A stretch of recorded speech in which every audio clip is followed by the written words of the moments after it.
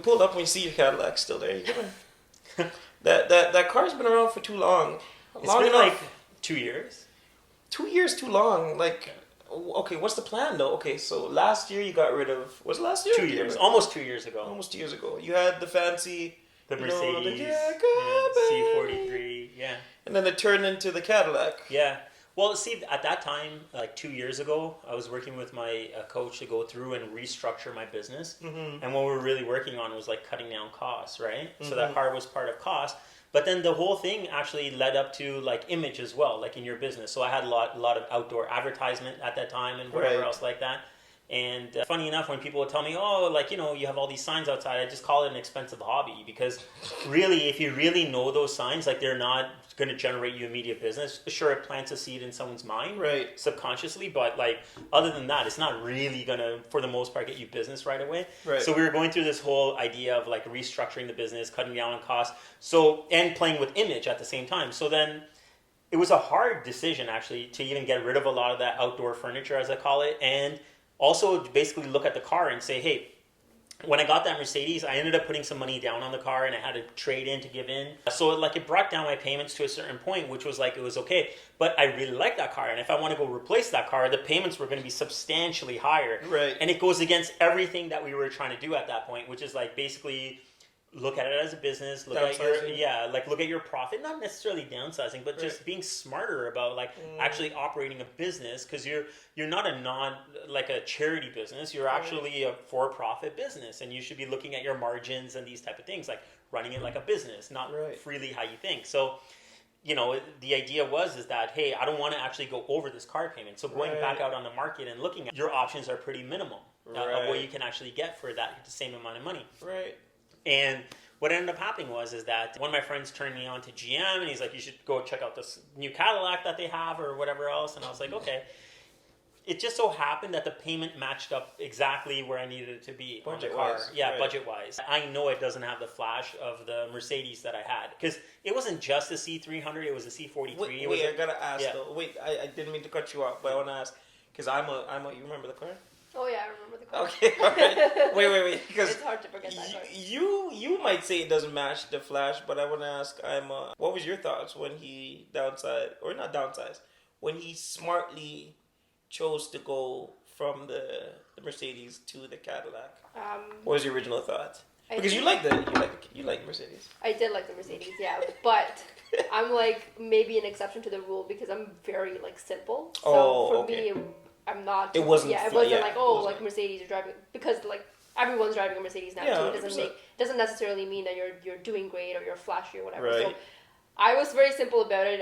I also knew, because Zayn had been talking about it, and anyone who knows Zayn knows that he started talking about buying cars a year before he actually needs to buy a car. He's an enthusiast. So even though he changed the car at that point, but we had talked about it months before. I knew that he was trying to improve his bottom line, and I knew he was trying to stay within a budget and whatnot. So when he changed it, I knew what he was trying to do. Okay, so this wasn't just random. No, it was random. But it also led to like a bit of a social experiment on my part too, because once I did get that car, people were like, wait. When you first pulled up, forget people. His mom. Yeah. I think the first question she asked was, "Is everything okay?" Oh my god! When he first pulled up, I think I remember the day, and we're like, "Are you like? Is your car in for repair? Is everything okay?" But you know what? He did kind of plant the seed, because you're right. Zayn's the type of guy that he's very methodical about his moves, and he budgets and puts it in a right plan. He puts in a plan, right? Yeah. So we heard about it, but we didn't think it was gonna be so like soon. So that's where I want you to pick up on, because I want to hear the rest of it when you actually went in to buy it. But when we saw it for the first time, we're like, you really did it, or what's going on, right? Or you're hurting. Chris, what did you say when you first saw it? I don't know. I thought it was pretty cool. Okay. The car was cool, or the fact that I thought the car was cool itself, but the fact that you're doing it like makes sense to save. It was. Yeah. Actually, now that Chris mentioned that he thought it was cool, there were a couple people that stopped us. Like we were coming out of a restaurant or something, and people are curious about what that car is. It was a nice I think they asked us about the model, then somebody asked what kind of like engine it is and whatnot. So there are some people that find that car nice. It's just not the vibe that most. I don't want to categorize everybody in that thing, but you know, I think, and I could be wrong, but I think it is kind of stereotyped in a way, right? Which is basically realtors drive expensive cars, right? Like Mercedes, BMW, whatever it is. Like they drive expensive vehicles, and to a certain point, that's a status symbol. Yeah. You know what though? Wouldn't it be? And I want you to get back to when you actually went and traded in, because you were saying I want to get back to that. But I want you to answer this too, though. As a hairstylist, I go into I don't know hair, so it doesn't matter. I was gonna say what? No. Like when you go to get your hair done, people with hair, right? You look at the person's hair and you're like, okay, that person knows how to do good hair because they keep their hair well. Yeah. You would think it would be, the status would be more along the lines of your home, for example. So I would expect they don't see your home. Oh. And that's what somebody told me way back in the day that was a mortgage broker that I used to do business with. But he basically just told me, you should get a really nice car. I was like, I have a really nice house. He's like, you should get a really nice car because no one sees your house. Is that, so that explains it, because I always wondered about that too. Makes sense too though, right? Like to some point your house speaks for your success, and they don't see the house. They don't see it. And so those car speaks for your success. That's such a bad. Anyways. But that's how most people. But that's how, unfortunately, things get perceived, right? By what people see.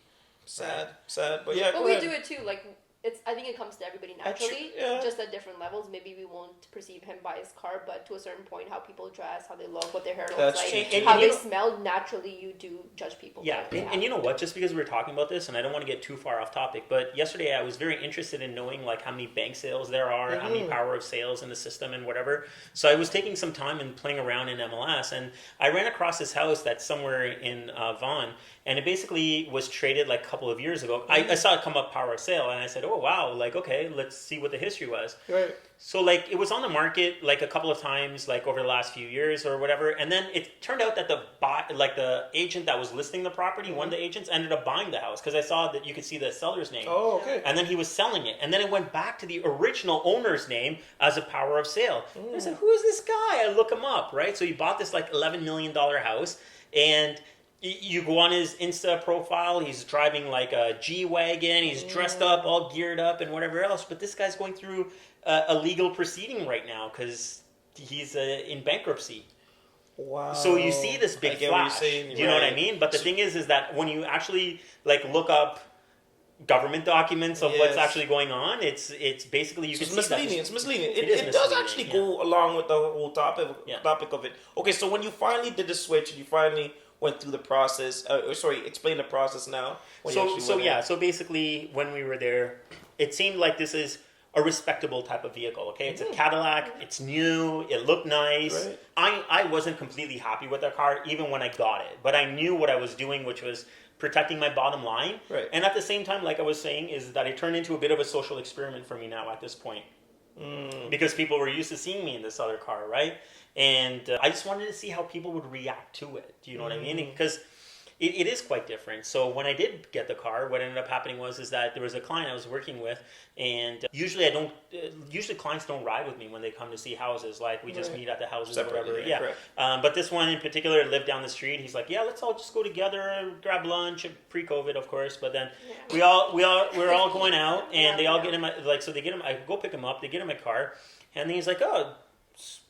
So when are you getting your car back? Like when is this going back? Yeah, when is this going back? Yeah, I was like, bro, I just leased it. Like I just picked it up a few days ago. It had like, I don't know, 200 kilometers on the car at this point right now. And he's like, he's already asking me when this thing's going back. So it's so coming out of the 2 years, 2 years forward or whatever, it's kind of been interesting driving the car, but I've got used to it. Right. Quite honestly, I have to say, I never really liked the car. I mean, it looks nice, it's fine. I probably sound spoiled or, whatever, but I don't really care for the car. I don't really like it. But you did say you had a lot of issues with it too, though. Yeah. You know what? I don't want to get on here and bash GM. No. But the thing is that there are simple things with the car that's just wrong. Like, when you're driving it, I have so many video clips of me being annoyed about, like, the dash, the cluster inside of it. Like, it just doesn't work sometimes when you turn it on the car. It just is, you don't know. Yeah. And, and the damn thing just keeps squeaking. Like, I've had it in for servicing so many times. It just squeaks. Chris, don't you remember when we... So he's saying allowed us to borrow his car for a video shoot. So we're taking the car and we're reversing and it's squeak. It's like squeak. And in, and so everybody's like, "Is there something wrong?" I was like, "I don't think I forgot to take off like the emergency brake." It still does that, It's and weird. it's been in service at least 3 times since these guys. And it veers into traffic. Like by itself, you know that technology, the whole stay in your lane technology. That's only you, Selvin. Oh no! No. That's you being tired and crossing the lane. That's one of the things I actually like about the car. It keeps you in your lane. Yeah. But the problem is, I was driving on a road.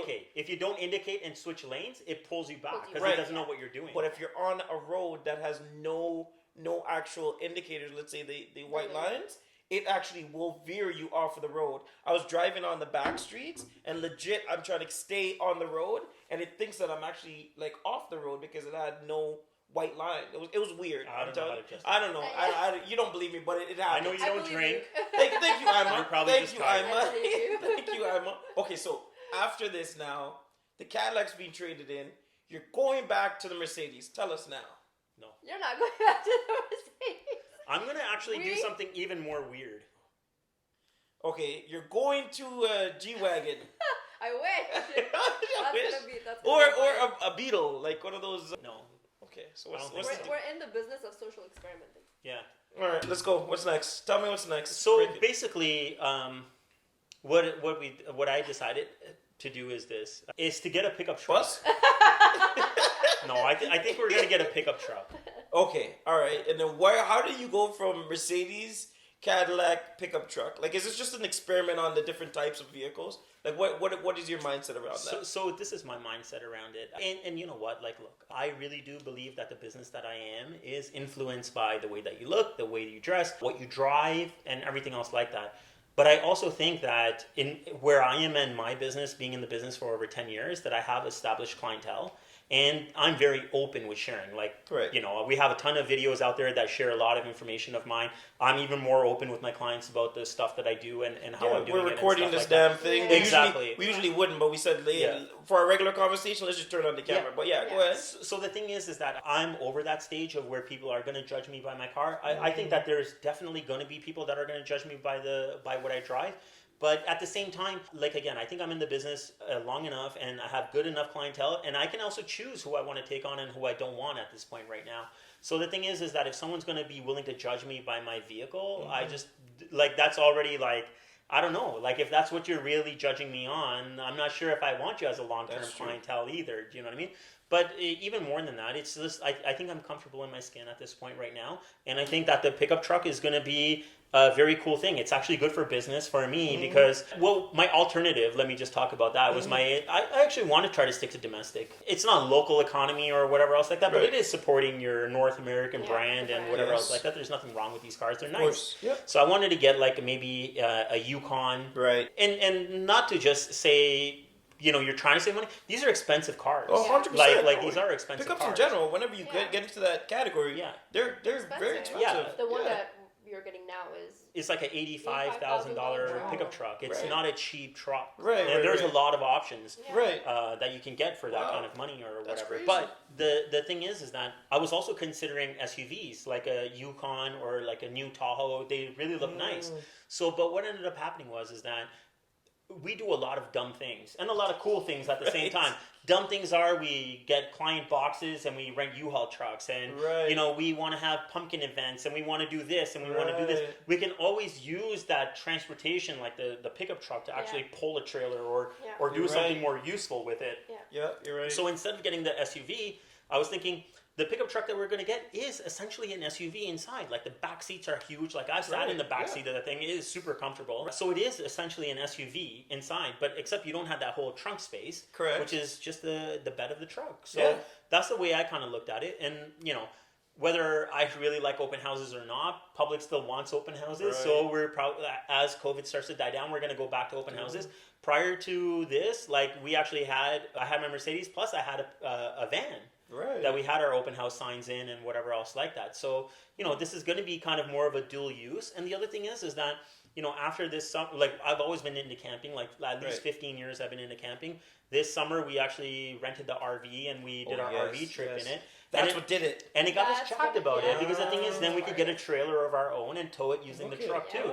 So from our lifestyle perspective, even our business perspective, it actually makes a lot more sense to go down this route for us. Wow. Makes sense. Makes sense. You know, I'll be honest, I still feel uncomfortable about it. I haven't picked it up yet or anything, but I feel uncomfortable. Like, how are people going to perceive me that don't know me, that I'm going to go to their house? You don't care. You don't care. You don't I don't, but at the same time, you don't want to do something that's going to jeopardize your business, right? So the thing is that they don't know who you are. All of a sudden, you show up in a pickup truck, a GMC pickup truck, and I'm going to list your, $1.5 million house. It's just like, hey, you know what though?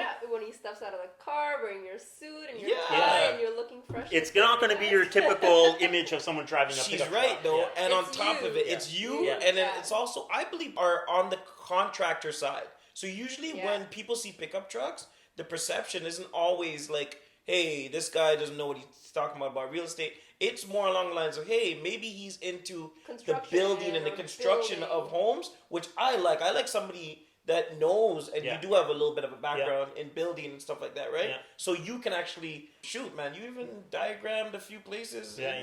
We'll talk about that another day. But anyways, in the end of the day, they know that you're well versed in your business, so it could work both ways for you. So it's going to be interesting, I guess. Very interesting to get this and drive around. I'm super excited about it too. Do a video. The next video, or when you get it, do a video. We'll do a video when we go pick it up. Yeah. But you know what? It is a cool truck, and it'll be interesting to see how it goes. Can't wait for it. It affects my psyche in a good way. I sit in that truck, and I'm a tiny person, so I jump into it, and then I sit, and I just feel like. Do you have to, is it like stairs? You have to there's like it's not like stairs, but you do need to use the running board to get up, because this model of it is jacked up by the factory by even like 2 inches. Wow. So the truck feels like really tall. Like even when you're standing in front of it, like I'm 5'10", 5'11". Let's call it 5'10 and a half. But even when I'm standing in front of it, it's like I feel short in front of this truck. And even on the road, you feel like you have like road presence. You're really, you can see everybody like. So it's that's sick. We'll see how it goes. And if he doesn't like it, I would agree to chauffeur him around everywhere. Oh, is that what it is? I was about to say. Well, listen, shoot, I don't even know if we're gonna use this footage. First of all, I don't know. We'll just say this is Tea with Kabani episode. Coffee with Kabani. Episode 1. But that's pretty cool, man. Hey, shoot, we learned about you're a car enthusiast, so. You're always talking about this crap. You know what? And at the end of this, like I'll even say, it's not something I like to throw in people's face, but I have a nice car still. Like I have that Dodge Viper. People don't know I have it, and I don't show it, and I don't show up with my appointments with it. No. And I am going to collect more of these cars as we go too. You know what I mean? So the thing is that this is just my company car. The cars do matter. I will put, sure it does. I think that it does affect your safety. Of course. We laugh because we're like, we need a runner, and so we considered keeping the same dad's old car, which is a Civic, which is also in the driveway that you guys see. It's true. And I said, you know what? I just need something that's going to get me from point A to point B like once or twice a month, so I can keep it. But when you drive it around a couple of times, it does kind of affect your mental space when you're doing what you're driving. So I do think that cars matter. They do, but just how much? At a different level. How much they matter. Well, sick. Yeah. All right, we're good. Shoot, man. Let's get to recording. Let's do some work. Let's do some actual work. Do it. Sell it, sell it, sell it, sell it, sell it, sold. Sell it, sell it, sell it, sell it, sold. Sell it, sell it, sell it, sell it, sell it, sold. Sell it, sell it, sell it, sell it, sold.